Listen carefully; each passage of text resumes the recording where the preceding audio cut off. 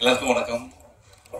என்னன்னா நம்ம என்னோட மேக்கப் மேன் ஆல்ரெடி சார் சொன்ன மாதிரி 15 வருஷமா என் கூட ஒர்க் பண்றாரு குமார். அப்படியே காமிச்சிருக்கேன். இதுக்கு நான் நடிச்சு எந்த படத்துக்கும் வாங்க சார் சீக்கிரம் கிளம்பி போகலான்னு சொன்னதே கிடையவே கிடையாது. இந்த படத்துக்கு நம்ம போய் ஆகணும்னு சொல்லி ரொம்ப நாளாக follow up and national award winning makeup man வாங்கைச்சோட படத்துக்காக அந்த அவார்டு வாங்கினதுலேருந்து எதுக்கு இந்த அவார்டு அவர் கொடுத்தாங்கன்ற டவுட் எனக்கு தினமுமே இருக்கு. அதாவது ஒரு நாள் கூட எனக்கு அது மாதிரி மேக்கப் போட்டதே கிடையவே கிடையாது. எனக்கு வந்து மேக்கப் இல்லாத ப்ரொடக்ஷன் மேனேஜர் வேலை மாதிரி பண்ணுவார். அதாவது ஷூட்டிங் 9 மணிக்கு வந்தால் போதுன்னு சொல்லுவாங்க, காலைல 5 மணிக்கு வந்து தட்டுவார். சார் வாங்க போயிடலாம் அப்படின்ட்டு. இவர் வேலை என்ன என்ன போய் அங்கே விட்டுட்டு அவர் வந்து தூங்குறது, இதுதான் அவருடைய வேலையை. ஸோ அந்த மாதிரி ஒரு டெடிக்கேட்டட் மேக்கப் மேன் நான் 2 ஜென்மத்தில் புண்ணியம் பண்ணது கேட்டேன். இனிமே கூடுவேன் நீ என்ன ஃபங்க்ஷன் கிடையாது. ஸோ இதெல்லாம் ஜாலிக்காக சார். ஆனால் வந்து உண்மையிலே குமார் டெடிக்கேட்டட் ஒர்க்கர். இங்கேருந்து ரொம்ப கஷ்டப்பட்டு கரூர்லேருந்து ஓடி வந்து இன்னைக்கு இங்கே ஒரு பெரிய மேக்கப் பண்ணி நேஷனல் அவார்டு வின் பண்ணியிருக்காருன்னா அப்புறம் கேட்டேன் எங்கே அந்த அவார்டு அது வச்சிருக்கேன் சார் வீட்டில் சும்மா இருக்கு அப்படின்னு. அதெல்லாம் பத்திரமா வச்சுக்க, பெரிய விஷயம் நேஷனல் அவார்டு. ஸோ ரொம்ப ப்ரௌட் ஆஃப் யூ குமார். பறந்து போயிட்டாங்க, நீ இருக்கியா நீ இருக்கியா. ஸோ ஒன் ரீசன், ஏன்னா ஒரு மேக்கப் மேன் வந்து ஒரு படத்துக்கு ஒர்க் பண்ணி இந்த படம் நல்லா வரணும் சார் அப்படின்னு ஒர்க் பண்றாருன்னா அந்த படத்தோட டீம் எந்த அளவுக்கு அவங்க கூட ஒன்றா இருக்காங்க அப்படின்றது ரொம்ப முக்கியமான விஷயம். ஸோ அது வந்து thanks Kumar and first of all Mouli sir. நான் இப்போ லாஸ்ட்டாக வரும் உங்களுக்கு சொல்லிடுறேன். And very very energetic. இப்போ வந்த எல்லாருமே வந்து எனக்கே ஒரு டவுட் வந்துருச்சு, இந்த படத்துக்கு உசிரே பதிலாக வந்து எதனா ஒரு கேன்டீன் இல்லைன்னா வந்து ஒரு ஹோட்டல் அப்படி வச்சுக்கலாம் போகுது. ஏன்னா வந்து வரவங்க எல்லாமே வந்து ப்ரொடியூசர் நல்லா சாப்பாடு கொடுத்தா அதே தான் சொல்றாங்க.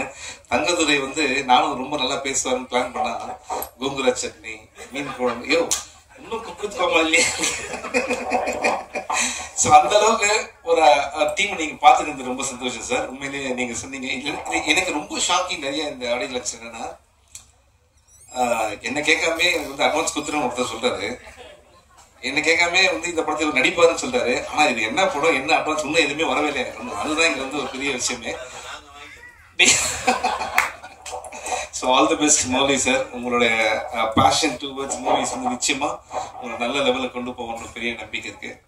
அண்ட் ட்ரீம் வாரியர்ஸ் ஒரு எக்ஸ்டர்னல் டிஸ்ட்ரிபியூட்டர்ஸ் அவங்க கையில் இருக்கனால நீங்க சேஃபா இருக்கலாம் அப்படின்னு ஒரு பெரிய நம்பிக்கை இருக்கு எனக்கு.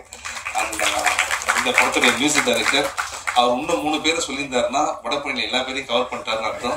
அந்த அளவுக்கு ஒரு பெரிய லிஸ்ட் எடுத்து சொல்லிட்டே இருந்தாரு. Brother thank you so much. But I can easily relate. ஏன்னா ஃபர்ஸ்ட் படம்னும் போது நம்ம அப்படியே ஜெயிக்கணும்னு நீங்க சொன்னீங்க, முசிறை கொடுத்துருவேன். ஸோ அந்த மாதிரி தான் எங்களுக்கு இப்போ உங்க டீமை பார்க்கும்போது சென்னை டுடே டீம் பார்க்குற மாதிரி இருக்கு. So young team I'm very happy. நீங்க எல்லாம் ஜெயிக்கணும் ரொம்ப சந்தோஷம் எனக்கு. அண்ட் லிரிசிஸ்ட் அவர் வந்து பாத்தீங்கன்னா லால் அப்படின்னா மலையாளம் மோகன்லால் பார்க்கறதுக்கு மோகன்லால் மாதிரி தான் இருக்காரு. அவரு அம்மா மோகன்லால் தான் இவர் மோகன்லால் வச்சிட்டாங்களா பேரு. ஸோ இப்போ என்னன்னா அவரு ஆச்சரியம் என்னன்னா ஒரு லிரிக் நல்லா எழுதியிருக்காருன்னு சொல்லலாம் பார்த்தா உங்களை பார்த்தா சார் தமிழ் கத்துக்கிட்டேன் அப்படின்னாரு. சென்னை 28 பார்த்தா தமிழே கத்துக்கிட்டாரு. அதாவது இப்பவே அவங்க வந்து ரொம்ப பேஷனோட பண்றாங்கன்னு நினைச்சேன். அப்புறம் இங்க வந்து உட்கார்ந்ததுக்கு அப்புறம் தான் தெரிஞ்சது அவர் மந்த்ரா மேடம் பக்கத்துலயும் இவர் ஹீரோயின் மேடம் பக்கத்துல உட்காந்துருக்காங்க. நடுவுல நம்மளை உட்கார வைக்கிறதுக்காக இவ்வளவு பேசிருக்காங்க அப்படின்ற விஷயத்து. ஸோ சார் நான் என்ன கெஸ்ட் நான் யார் பக்கத்துல உட்காந்துருக்கேன் பாருங்க, 2 பேர் நடுவில் நான் உட்காந்துருக்கேன். சார் உங்க ஸ்டோரி பயங்கரமா இருக்கு.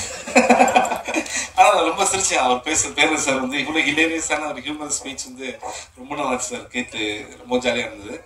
அண்ட் நெக்ஸ்ட் அந்த ஆக்டர்ஸ் ரொம்ப நல்லா பண்ணிருக்கீங்க பின்னாடி எல்லாருமே. அண்ட் டான்ஸ் மாஸ்டர் அவங்க வந்து என்ன மட்டும் பார்க்காம போயிட்டே இருக்காங்க.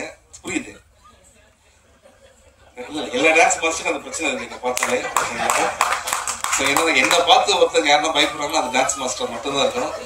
ஏன்னா வந்து நான் ஆடுற ஸ்டெப் என்னால 2வது தடவை போட முடியாது. ஓகே அது வேற அவங்க பார்த்துட்டு என்ன சொல்லுவாங்க பின்னாடி இருக்க டான்ஸஸ் அவர் என்ன பண்றாரு ஃபாலோ பண்ணிக்கிங்க அப்படின்வாங்க. அதுல 2வது டேக் போடும்போது வேற மாதிரி வரும். ஒரு தடவை எல்லாரும் என்ன வந்துட்டாங்க பக்கத்துல, எப்படி சார் நீங்க ரைட் கால் எடுத்து ரைட் கையை எடுத்து வைக்கிறீங்க அப்படின்னாங்க. இப்ப தெரிஞ்சா சொல்ல மாட்டேன்ப்பா அது தானா வரது. எப்படி டான்ஸ் வந்து ஒரு கிஃப்ட் சார் எனக்கு. நல்ல வேலை மந்த்ரா மேம் நம்ம படம் பார்த்தது இல்லை, அதனால நான் சொல்லதான் சீரியஸா எடுத்திருக்கேன். ஸோ இதுக்கு அடுத்தது வந்து படத்துல நடிச்ச ஹீரோ அவர் வந்ததுல இருந்து இது வரைக்கும் நான் பார்க்கணும் இன்னும் கேரக்டராகவே இருக்காருன்னு நினைக்கிறேன். ஏன்னா என்னை பார்த்து அவர் சிரிச்சது இப்பதான் சிரிக்கிறாரு. இப்ப கூட சிரிக்க மாட்டாரு. இன்னும் வந்து அந்த ஆக்ஷன்லேயே தான் இருக்காரு. ஆனால் லண்டன்லேருந்து வந்திருக்காரு. பேஷன் தமிழ் படத்தில் வந்து நடிக்கணும், பேர் வாங்கணும் அப்படின்ற ஒரு விஷயத்தில். All the best brother. All your hard work will definitely pay off. And heroine Janani madam and Perarasu sir சொன்ன மாதிரி எல்லா ஃபிலிம்லேயும் நீங்கள் ரொம்ப அழகாக இருக்கீங்க. அண்ட் நிச்சயமாக நிறைய வாய்ப்புகள் உங்களுக்கு தேடி வரும். அண்ட் இந்த படத்துடைய டைரக்டர் நவீன், கங்க்ராச்சுலேஷன் சார். என்னதான் அவரோட ஃப்ரெண்ட்ஸ் இருக்கீங்க நிறைய பேர்ல. நவீன் அப்படின்னா கை தட்டுறா? Okay okay. ஸோ எதுனா மறந்துட்டாலும் நவீன் அப்படின்னா போதும். So very good. So Naveen திருப்பியும்.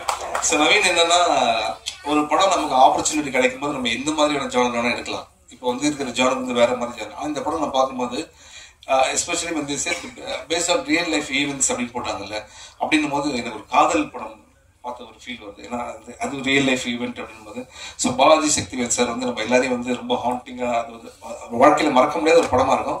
அது மாதிரி இந்த படமும் ஒரு பெரிய படமா இருக்குன்றது வாழ்த்துக்கள். நான் இருக்காது. கமிங் டு டிஜே ப்ரோ, உங்களுக்கே தெரியும் அவர் ஒரு மியூசிஷியன், சிங்கர், பெர்ஃபார்மர்.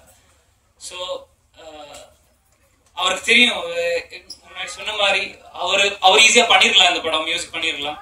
ஸோ எனக்கு வாய்ப்பு கொடுத்ததுக்கு அவருக்கு ஒரு பங்கு இருக்கு. DJ thank you so much ma'am. செமையா பெர்ஃபார்ம் பண்ணியிருக்கேன் அந்த படத்துல. ஏன்னா நம்ம ஸ்கோர் பண்ணும்போது இட்ஸ் ஆர்டிஸ்ட் தான், ஆர்டிஸ்ட் பெர்ஃபார்மன்ஸ் சூப்பரா இருந்தா, அந்த விஷுவல் சூப்பரா இருந்தா நமக்கு ஸ்கோர் பண்றதுக்கு செமையா நமக்கு ஒரு எனர்ஜி இருக்கும், உற்சாகம் இருக்கும். ஸோ அந்த வகையில வந்து மந்த்ரா, டிஜே, ஜனனி, எனக்கு கிரண் தான் வருது வாயில. எல்லாருமே ரொம்ப ரொம்ப சூப்பரா நடிச்சிருக்காங்க. Score has come out very well. Thank you for all your performance. Thank you ma'am. அப்புறம் பாலாஜின்னு சொல்லி ஒருத்தர் நவீன் இல்லாத டைம்ல கூட இருந்து சப்போர்ட் பண்ணதுக்கு ரொம்ப நன்றிடா. கமிங் டு மை சிங்கர்ஸ், தமிழ் தெலுங்குல வருது இந்த படம். ஸோ கிட்டத்தட்ட ஒரு 10-15 சிங்கர்ஸை மேனேஜ் பண்ணியிருக்கோம். அதுல எனக்கு என்ன ரொம்ப இமோஷனலான கனெக்ட் என்னன்னா, நான் மலையாள படம் முதல்ல டெபியூ மலையாளத்துல வந்து நான் சித்ராமா வச்சு ஆரம்பிச்சோம். இந்த படத்துலயும் சித்ராமா பாடிதான் நாங்க ரெக்கார்டிங் ஸ்டார்ட் பண்ணது.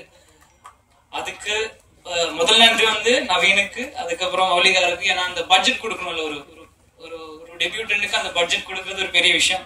ஸோ தேங்க்யூண்ணா, தேங்க்யூ நவீன் ப்ரோ. வணக்கம். சீஃப் கெஸ்ட் எல்லாத்துக்கும் வணக்கம். Mouli sir thank you. Naveen thank you bro. DJ bro, Janani நல்லா பண்ணியிருக்கீங்க. நான் பார்த்த படம் பார்த்தேன். பேரரசு சார், அவங்கள்ட்ட ஒரு விஷயம் சொல்லுங்கள் சார்.